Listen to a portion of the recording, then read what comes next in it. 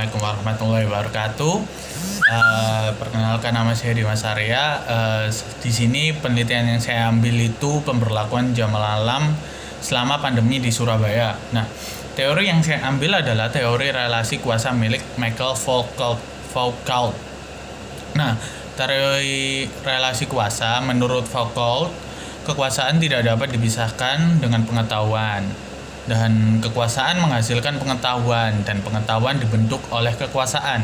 Itu pendapatnya Michael Foucault. Pemikiran Michael Foucault tentang kekuasaan, bagi Foucault, kekuasaan itu tidak dipahami sebagai sebuah kepemilikan layaknya properti atau posisi, melainkan dipahami sebagai sebuah strategi dalam masyarakat yang melibatkan relasi-relasi yang beragam. Kekuasaan tidak berpusat pada satu subjek atau lembaga, melainkan tersebar di mana-mana dalam setiap relasi sosial. Nah, dalam masyarakat modern ini, menurut Michael Foucault, kekuasaan adalah yang berlaku adalah disciplinary power.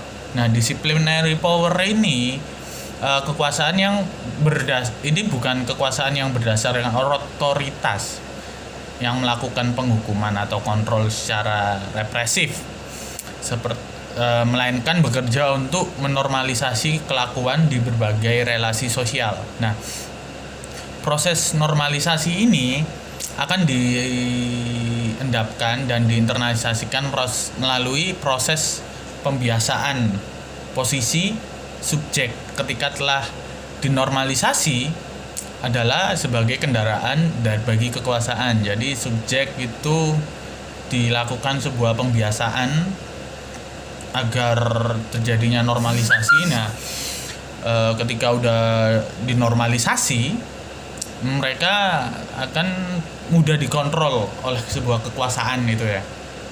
Nah, Foucault menyebut pengetahuan sebagai episteme, yaitu bentuk pengetahuan yang otoritas atau pengetahuan yang telah dimantapkan sebagai pemaknaan terhadap suatu situasi tertentu. Nah, episteme ini dipahami tidak lagi sekedar sebuah cara pandang dalam melihat adanya pemisahan antara yang benar dan salah, melainkan pemahamannya lebih praktis, yaitu pemisahan antara yang mungkin dan yang tidak mungkin, atau yang normal dan tidak normal, lebih sederhana. Nah, episteme ini terbentuk dalam masyarakat yang melibatkan kekuasaan tentunya, sehingga praktek-praktek sosial subjek memiliki otonomi tertentu dan klaim atas kebenaran tertentu.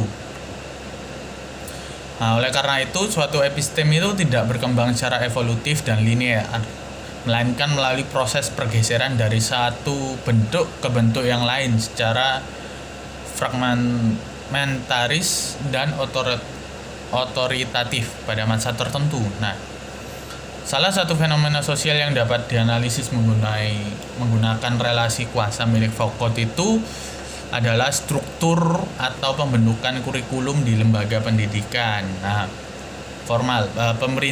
contohnya adalah pemerintah sebagai institusi yang berkuasa memiliki kewenangan untuk menginternalisasikan nilai-nilai atau seperangkat pengetahuan guna kepentingan-kepentingan tertentu yang hendak dituju, misalnya guna memiliki SDM yang terampil, unggul, berkarakter, dan lain-lain. Nah, seperangkat pengetahuan itulah yang disebut Foucault sebagai episteme, di mana episteme ini akan mengatur sikap dan perilaku masyarakat dalam hal ini peserta didik, ya dalam contoh yang diberikan tadi.